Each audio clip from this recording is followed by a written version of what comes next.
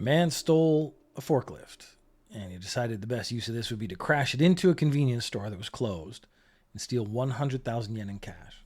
Now, 100,000 yen, it's about $1,000. I mean, we're just going to go with the simplest math on this. It's about $1,000. My dealings with criminality and doing Ninja News Japan for as long as I have led me to understand that things have value. Forklift in itself has value. I'm pretty sure a forklift, even a used one, is worth a lot of money. So I went and decided to look it up online. What I found was that a used 3,000-pound electric forklift at the low end is $9,900. At the high end is $28,000 with an average selling price of $17,200. We don't know what kind of forklift this guy stole, but we do know he stole a forklift. And we know that an expensive forklift, let's say a 15,000-pound pneumatic, the low price for that is $43,000. The high price is $91,000. And the average price is $62,800. So that tells me that after he had gone through the effort of stealing the forklift, it would have been more financially viable for him to resell the forklift as opposed to smash it into a convenience store and get only $1,000 in cash. And that $1,000 in cash is what led to the arrest. So I bet he could have sold that forklift, and then skipped town and been scot-free. Keep in mind, though, some of the listings we took above numbers did not include paint in the price. So if you need to paint your forklift, that's going to cost more. So maybe he's going to steal the forklift, give it a fresh coat of paint so it looks different, sell that forklift. You can charge extra for that. I mean, that's the benefit of having a paint job on your forklift. You can actually up that price a little bit. You make it maybe get more to the high end and less than the low end. You know what I'm saying? All I'm saying is, as soon as I read the story about a man crashing a forklift into a store to steal $1,000, I was like, I bet the forklift he was sitting on was worth more than $1,000. Come on, I got to put some thought into it. That's all I'm saying. The Tokyo Metro Police have filed charges against a student who took an engineering exam for a university. Now, what did he do? That's a very good question you ask. That's probably why you're here. He was wearing smart glasses and sending pictures of the exam to x.com. And here's the thing. Okay. It turns out he had his smartphone in his pocket, so he was sending pictures to the internet, trying to get people to answer those questions for him. And then when they sent the answers, the responses, he would check the smartphone in his pocket. That is partially how he got caught. There's actually an interesting thing here. So I read multiple stories, again, trying to get my sources straight. There are actually two versions of how he got caught, but I want to actually get to the main point. This was an engineering exam. He had smart glasses on. He was using the smart glasses to take pictures of the exam to send to the internet. My theory is, if he had built the smart glasses himself, so they had a camera in it, were fully functional, took pictures and sent the pictures to the internet successfully, that should be enough to pass the engineering exam. I actually think that would be enough engineering, a practical exam, let's say, and he should pass. And then my second thought was, why don't they make that the engineering exam? Like, you have to take the exam. So you can take the exam as it is and do it the traditional way and fill in the exam, answer the questions, all that boring stuff. Or if you can engineer a way to cheat, and that engineering is well constructed enough, then you pass the exam automatically. I think the failure point here is that he got caught. And it seems like he got caught using a smartphone, not actually the glasses he was wearing that had the camera in them. But my feeling is, if he's a good enough engineer to make glasses that take pictures and send them to the internet, that he's already passed the exam. He doesn't need the exam. We need to look at different ways to do exams. Now, different people have different skills. There's different kinds of intelligence. This is something I've always proposed and believed ever since I first learned about it. Is that there are different kinds of intelligence and different people are smart in different ways. And maybe he isn't a paper smart guy, but he is a mechanically smart guy. Maybe he's not. Maybe he just bought smart glasses and used them and tried to cheat. And in which case he's getting exactly what he deserved. So the way he got caught is that someone responded to his questions online and then notified the university. It was Waseda University, one of the most famous universities in Japan. The school called the police when officials noticed a camera in his glasses. So there are two, not contradictory stories, but I think it might be two people claiming that they caught the guy cheating. I think the person who found the questions online and then was answering the questions and then realized this is from an exam that might be happening right now, and contacted the university. That seems more reasonable. They probably contacted the university, told one of the officials went and found the guy with the glasses, and then he's like, but here's a chance for me to take credit, and he did. In which case, that guy's cheating. And that guy should get in trouble too. And so I was actually thinking of it as which is more likely. It's actually if he got into the exam with the glasses on, started taking the exam with the glasses on, I actually think the camera must have been subtle enough that you wouldn't notice. You'd be more likely to notice the smartphone in his pocket, him pulling out, because he has to check it for the answers, in which case that's when you would notice. So someone noticing the camera in his glasses, it would have made more sense if they found that early in the exam, not later in the exam. So to me, story-wise, it makes more sense if it was the person online, realized this person was using the internet to cheat, and then contacted the university. The foreign minister of Japan is a woman. And we have a little quiz today. So last week, I sort of felt out the theory of maybe we could do some quizzes, maybe some fun stuff. This week, I decided to try to employ that. So I got a good friend of mine, Mr. Warmhands. He's going to join us in the podcast and take the foreign minister's quiz with us today. I have to make some kind of like fireworks or something. Pew, pew, pew, pew. Boo, boo, boo. The Ninja News Japan, Ninja News Japan, Ninja News Japan. Quiz. Something like that. I'm not going to make any of that because I don't have time because I have to do all this in one day. Should I introduce you? Does anyone care?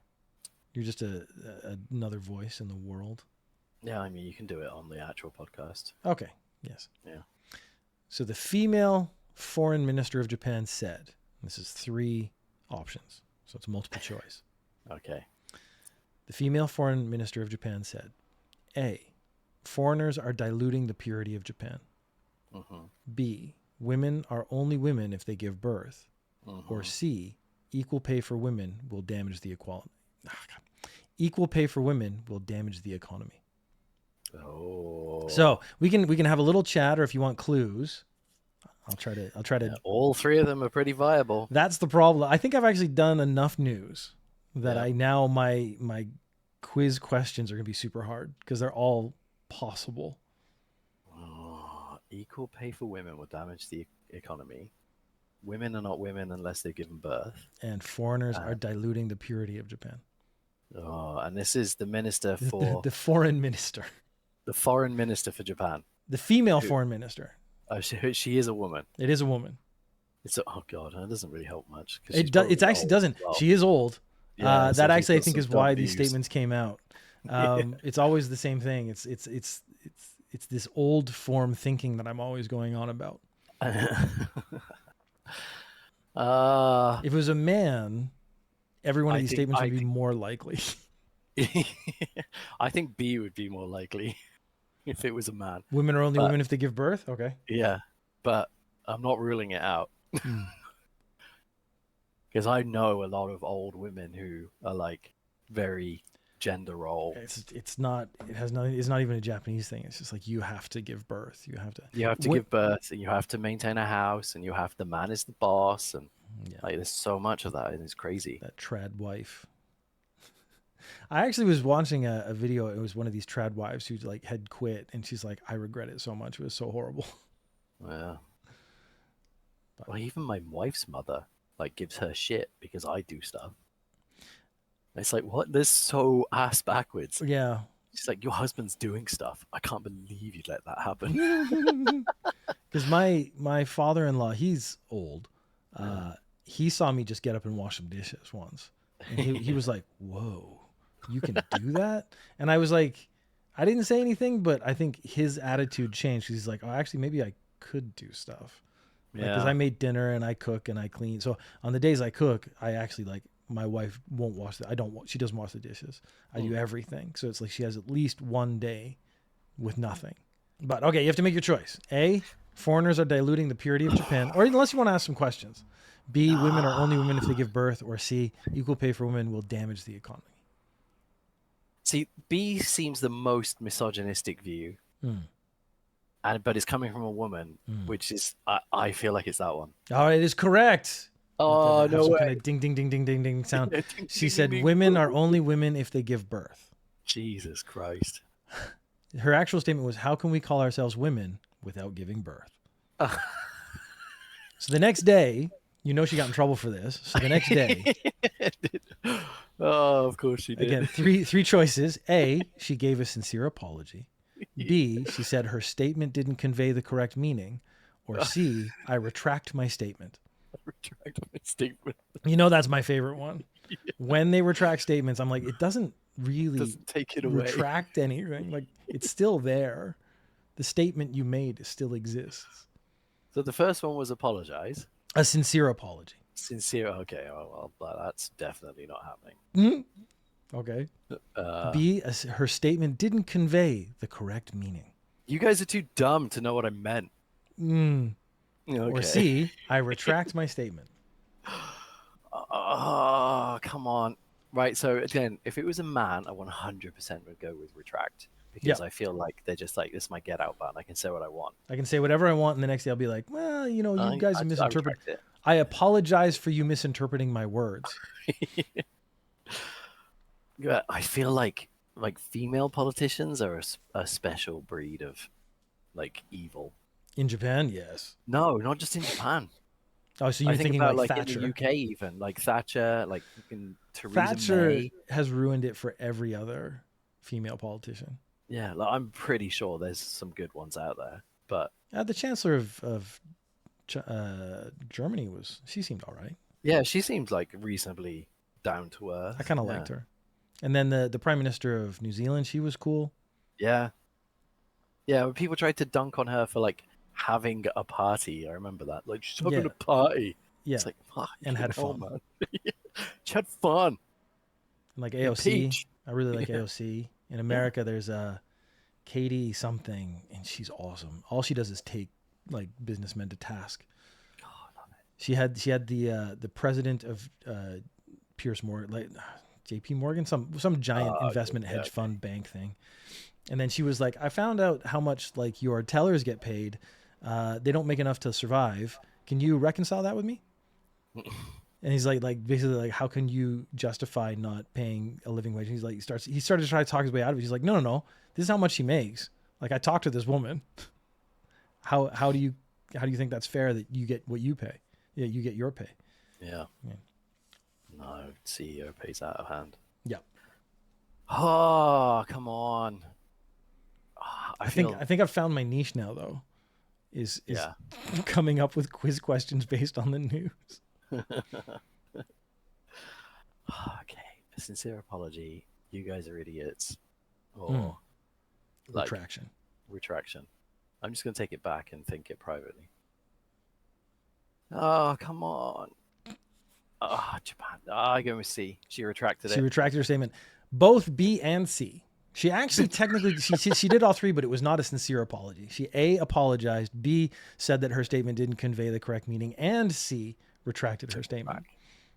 So she went, I'm really sorry, you guys are too stupid to understand my what meaning, I actually I didn't say it. So I take it back. So maybe if I say I didn't say it, you guys will believe it because you're so dumb. She said her comment was meant to emphasize the power of women. And she meant that she was born into the House of Representatives in the year 2000 by the power of women voting for her. And I was like, that is not how that phrase has ever... No, that would never convey that meaning. Bit ridiculous. Oh, God. They think they've come up with some like profound saying, some profound soundbite. And then everyone's like, what? If you take 10 seconds to think about like her trying to backtrack this, it's like that doesn't even make sense. Like that makes less sense than your original statement. It's what you first said. Oh dear God. And that's the first News Japan quiz. Yay! Yeah. Look at a soundtrack or something. Quiz. I need Ninja News Japan, the quiz. So as you heard in the quiz, she did not necessarily apologize. Her statement was, how can we call ourselves women without giving birth? She then said on the next day when she was doing her apology, I accept the possibility that my words could be misunderstood and have decided to retract the statement. That is one of the most annoying political statements because, again, my problem with retracting statements is they don't make them go away. It actually just means I said a shitty thing and now I want you to forget I said a shitty thing. I'm not actually going to change my behavior or anything. I'm not going to try to improve myself. I'm not going to think about what I did. I'm just going to say, sorry you were offended. Please forget the thing I said. She then went on to say her comment was meant to emphasize the power of women. So how can we call ourselves women without giving birth was meant to emphasize the power of women. Now, I studied English literature. I have an English literature degree. Now, I don't consider myself particularly adept at interpreting the language. I can do it. And I don't think the statement she made, how can we call ourselves women without giving birth, I don't see how that relates to emphasizing the power of women. And I think that might be where the words she used could be misunderstood, because I think the words she used don't mean the things she says they mean. She went on to say, she meant that she was born into the House of Representatives in the year 2000 by the power of women voting for her, which is not anywhere implied in the statement, how can we call ourselves women without giving birth? This is a classic example of a politician saying something dumb and then trying to recreate a narrative around it, trying to remold that sentence that everyone understood into some other meaning so they hopefully can get away with it. A bill has been introduced to Parliament, and the roughest way of saying it is that it's designed to take away permanent residence from people who live in Japan if they have intentionally failed to pay taxes or social insurance premiums. This has been a problem in the past where people who live in Japan don't pay their taxes and stuff. I think it's a problem in every country. They're claiming it's only for malicious cases. Now, this is one of the problems. This was the TikTok ban. My problem with the TikTok ban wasn't banning TikTok. It was how could that legislation be interpreted later to ban other companies that are essentially non-American. This goes way back to my experience as a young man when they introduced the Patriot Act, and it was supposed to be just for terrorists, and it's just going to be for catching terrorists. And then they expanded the definition of terrorist so they could redefine a criminal as a terrorist and then use the Patriot Act to do whatever they want to them. And this is one of the problems with legislation that's vague. And they are saying that the problem with this legislation in Japan about permanent residency is very vague. Kishida said the plan would not affect the vast majority of foreign permanent residents, but it was based on inconclusive data that shows 10% of permanent residents don't pay taxes. Now, this survey was done of 1,825 people, where there are 890,000 permanent residents in Japan. So they've taken a small sample size, that sample size and extracted a piece of information, then extrapolated that information to the totality of the population that they're talking about. And that's what a lot of people are saying is problematic. So then they didn't actually explain how much of that 10% of the 1,825 people, how much of them would be sort of like, let's kick them out group. How many people would fail the stringent requirements of malicious refusal to pay their taxes or social insurance. And then another politician piped up with, and this is a statement I really enjoyed, was, there are more unpaid taxes by Japanese people than there are by foreigners, which is a very interesting way of looking at it. He's like, why are we going after these foreign permanent residents when we have so many Japanese people that we could be going after these rich people who are hiding money? Because that is actually a story we've done on Introduce Japan in the past. We have rich people who are refusing to pay their tax, who hide their money, who put their money in other countries, things like that. And they don't pay their taxes fairly, whereas a majority of the permanent residents pay their taxes just because they're not here because they're super rich people. They're here because they have normal jobs, and a lot of normal jobs, your company actually pays taxes through your company for you. So it's actually very hard to cheat. All right, so our last story of the day. It's usually a dirty, dirty man, but I have a dirty, dirty couple, which is exciting. An engaged couple. And this is actually to kind of show that they've been together for a while, I think. That's why they specifically put an engaged couple in there. An engaged couple have been arrested for posting unedited, as in, I believe, uncensored, explicit videos on social media. So basically you have a couple and they're doing it and they're videoing it and they're putting it on social media. It's paid. It's like behind a paywall. I'm thinking they're talking about Patreon or one of these other, like Fansly or some of these other sites. The bit I was most interested in is how much money can you make boinking your partner, filming it and putting it on the internet? Because they earned 100 million yen through subscriptions based on social media sites. So again, they're keeping it vague. I want to know which social media sites, and I want to know what this couple looked like. The first thing I did was go look for a picture of the couple to see if they were attractive or not, which is kind of gross on my part, but it was I think a very natural kind of thing. They've been doing this for 2.5 years, and they have made 95 million yen. And that makes me think that maybe I've made some bad choices in my career options. Because here I am, I work a 40-hour work week, I make podcasts for fun, and I do not have anywhere near 95 million yen for just filming myself and putting it on the internet. And I realized, I got some gnarly feet. I could maybe put something on WikiFeet, maybe get some money that way. I don't think people would actually want to pay very much for this, but that's one of the secondary reasons I wanted to see this couple. I was like, if I could measure their attractiveness, if I match that attractiveness level, maybe I could make 95 million yen over 2.5 years. The problem is they were making unedited videos. So in Japan, you do have to censor the private parts. They have mosaics is the most common way. So they weren't doing that.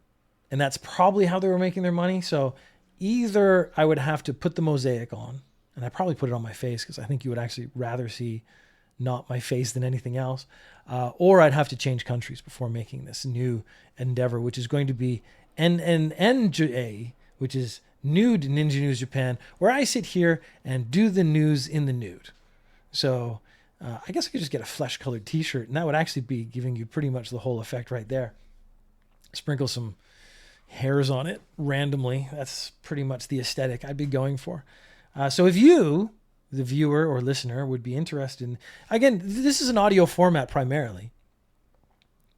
It seems like it would make no difference to you, but maybe if you paid that extra money and you get the nude version of Ninja News Japan, Nude Ninja News Japan, NNNJ, maybe just the knowledge that I'm reading the news to you naked would enhance the experience for you. And there's only one way to find out. That would be to go to our new Patreon, Nude Ninja News Japan /Patreon. I don't know. I don't actually have a Patreon. Don't actually go there. You can go there. You're just not going to find a Nude Ninja News Japan site, which is too bad. But if you want to send me some money, I will do a private recording naked, and I will send it to you. And it'll be audio only, but I promise you I'll be naked. How about that?